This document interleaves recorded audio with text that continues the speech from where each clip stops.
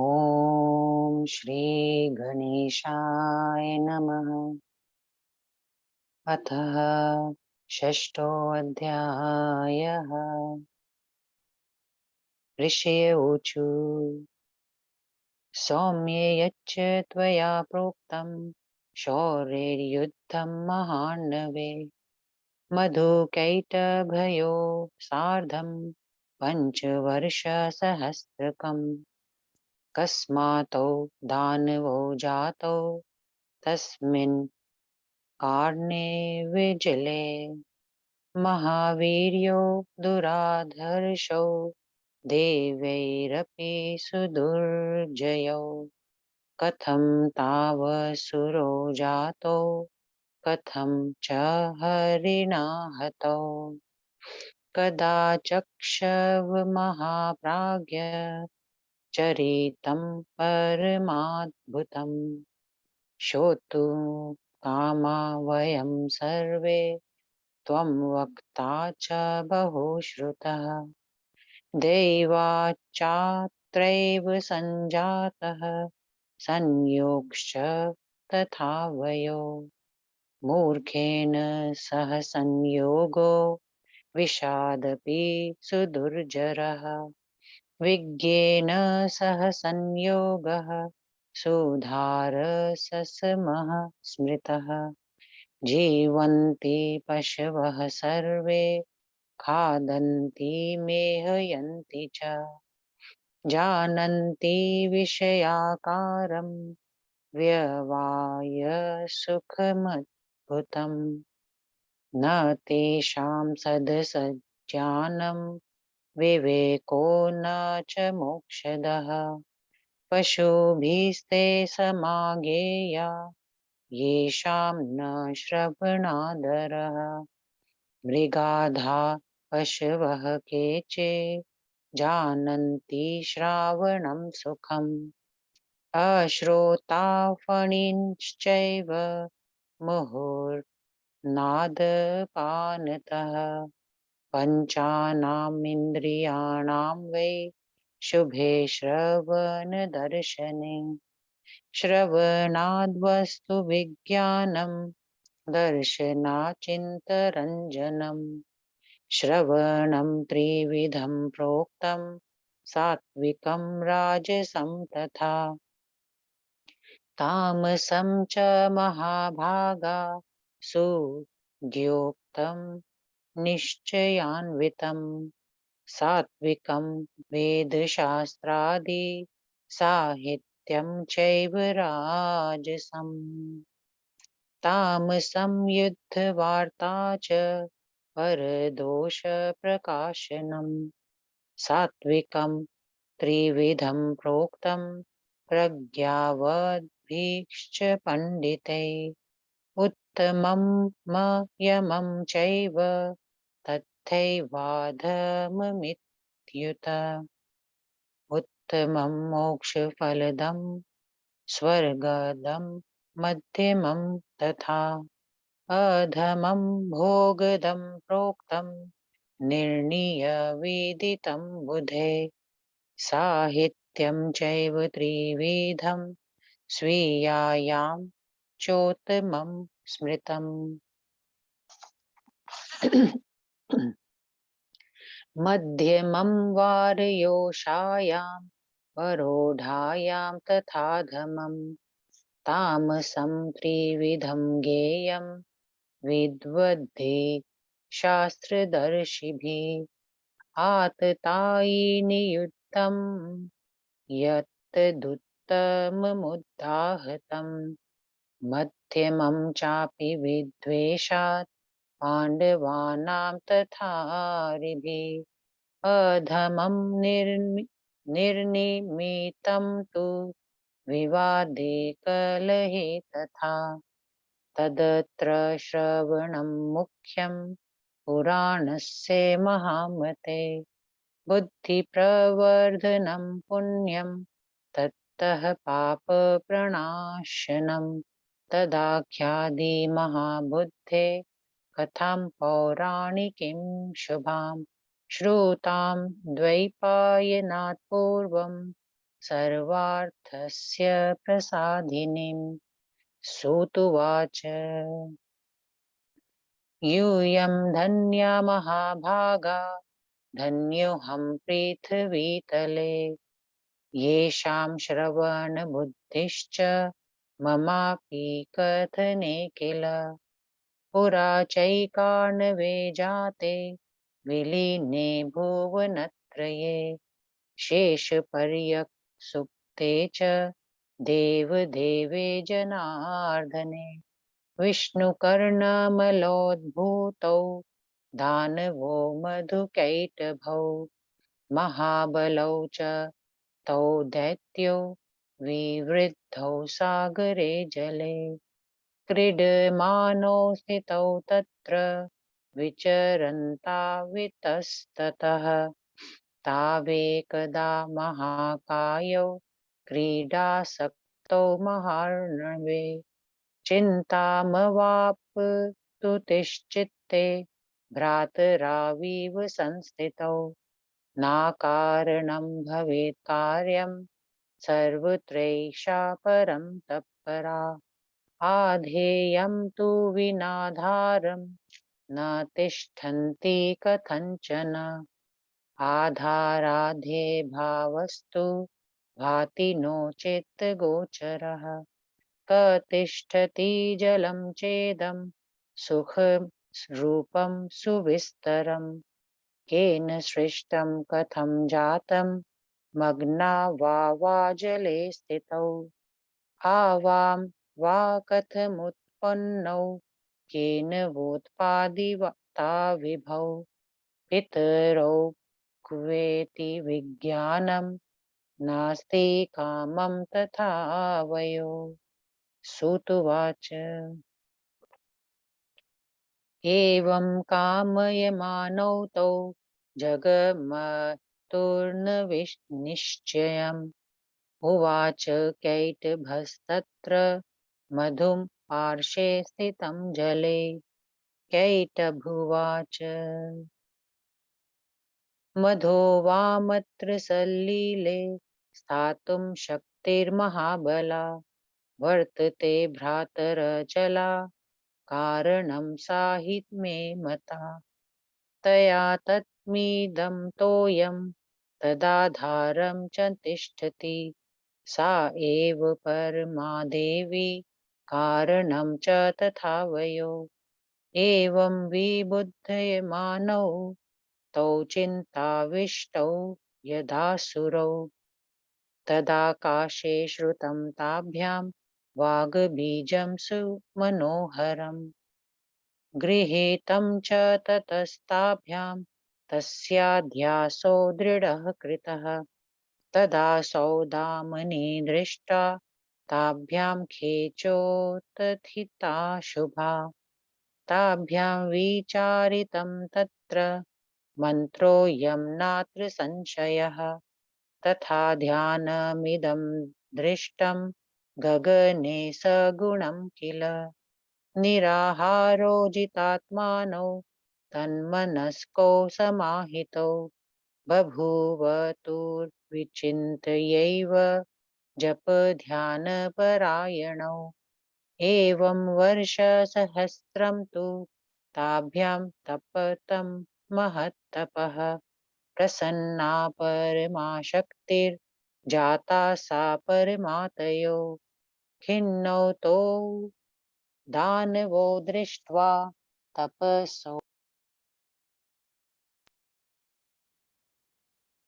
तपसे कृतनिश्चयौ तयोरनुग्रहार्थाय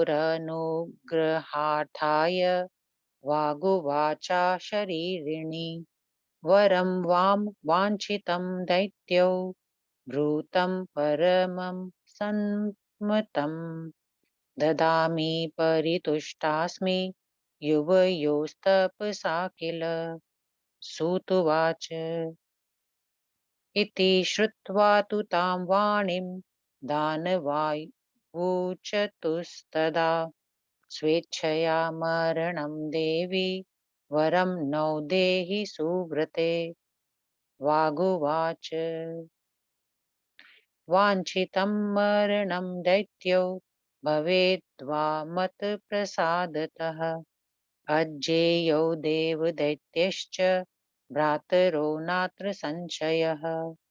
सूत उवाच इति दत्तवरौ देव्या दानवो मददर्पितौ चक्रतुः सागरे क्रीडां यादो गणसमन्वितौ कालेन गीयता विप्रा दानवाभ्यां यद्दक्षया दृष्टः प्रजापतिर्ब्रह्मा पद्मासनगतः प्रभु दृष्ट्वा तु मुदिता वास्तां युद्धकामौ महाबलौ तमोचतु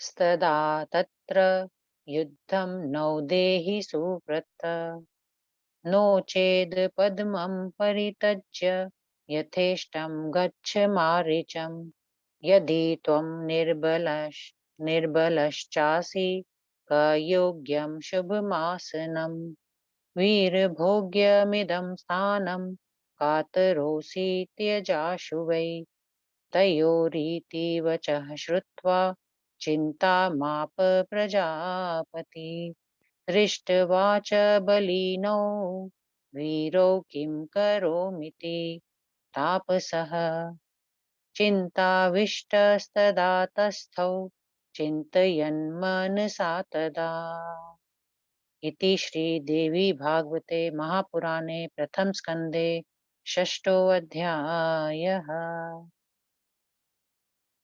छठा अध्याय हिंदी अनुवाद।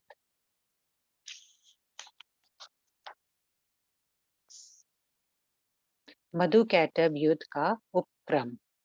मुनिगण बोले, हे सौम्य सूत, आपने महासागर में 5000 वर्ष तक मधुकैटभ के साथ विष्णु भगवान के युद्ध की जो बात कही थी, उस विषय में हमारी यह जिज्ञासा है कि उस एकावन समुद्र के जल में महाप्रतापी दुर्धर्ष तथा देवताओं के भी अजय वे दोनों दानव किससे उत्पन्न हुए? वे असुर क्यों हो गए और भगवान ने उन्हें क्यों मारा? हे महाप्राज्ञ, आप यह परम उत्तम अद्भुत वृत्तांत हमको सुनाइए। यह उपाख्यान हम सुनना चाहते हैं। आप भी बहुश्रुत वक्ता हैं। संयोग से ही यहाँ हमारा और आपका संपर्क हो गया है। मूर्ख के साथ का संपर्क विष से बढ़कर घातक होता है और विद्वान का मिलाप अमृत रस के सदृश उपकारी माना जाता है। वैसे तो पशु भी भोजन करते हैं, मूल मंत्र त्यागते तथा अद्भुत विषय सुख का आनंद लेते हैं, किंतु उन्हें भले बुरे का ज्ञान नहीं रहता है और ना उन्हें मोक्ष प्राप्त करने वाला विवेक ही जागृत होता है। जिन्हें अच्छी बातें सुनने का शौक नहीं रहता, उन्हें पशु ही समझना चाहिए। मृग आदि कितने ही पशु श्रवण सुख का आनंद जानते हैं और श्रवण विहीन सर्प भी बाजे की ध्वनि सुनकर मस्त हो जाते हैं। मनुष्य की 5 ज्ञानेंद्रियों में श्रवेंद्रियां कान तथा दर्शन इंद्रियां आंख, ये दोनों इंद्रियां शुभ मानी जाती हैं। सुनने से वस्तुओं का ज्ञान होता है तथा देखने से मनोजन होता है। हे महाभाग, सुयज्ञ विद्वानों का यह निश्चित मत है कि श्रवण 3 प्रकार का होता है, सात्विक, राजस तथा तामस। वेद शास्त्र आदि का श्रवण सात्विक, साहित्य श्रवण राजस तथा परदोष एवं युद्ध संबंधी वार्ता का श्रवण तामस कहलाता है। सात्विक श्रवण को भी विद्वान पंडितों ने 3 प्रकार का बताया है, जैसे उत्तम, मध्यम और अधम। उत्तम श्रवण मोक्षदायक, मध्यम स्वर्गदायक तथा अधम श्रवण को भोगदायक कहा गया है। विद्वानों ने भली भांति जांच करके ऐसा निर्णय किया है।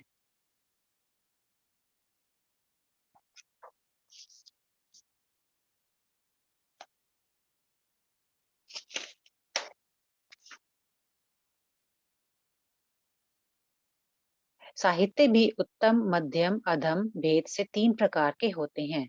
स्वकीय नायिका का जिसमें वर्णन हो वह उत्तम, वेश्याओं के वर्णन का साहित्य मध्यम और पर स्त्री वर्णन संबंधी साहित्य अधम कहलाता है। शास्त्रों के पारदर्शी विद्वानों ने तामस साहित्य के 3 भेद बताए हैं। उन्होंने किसी आतताई पापी के साथ युद्ध का वर्णन वाला साहित्य उत्तम बताया है। कौरव पांडव जैसे शत्रु के साथ युद्ध की वार्ता का वर्णन करने वाला साहित्य मध्यम तथा अकारण विवाद एवं लड़ाई झगड़े का वर्णन करने वाला साहित्य अधम कहलाता है। हे महामते, सभी सुनने योग्य साहित्यों में पुराण प्रधान है, क्योंकि इन्हें सुनने से बुद्धि बढ़ती है, अंतरात्मा में पवित्रता आती है और पापों का विनाश हो जाता है।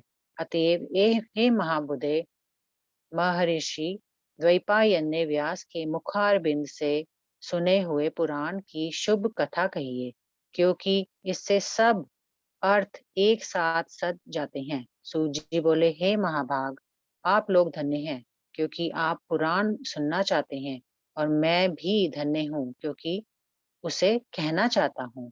पूर्व काल में जब प्रलय हो गया और जगत तथा उसकी सब वस्तुएं प्रलयकालीन महासमुद्र के जल में विलीन हो गई और देव देव विष्णु भगवान शेष शैया पर सो गए।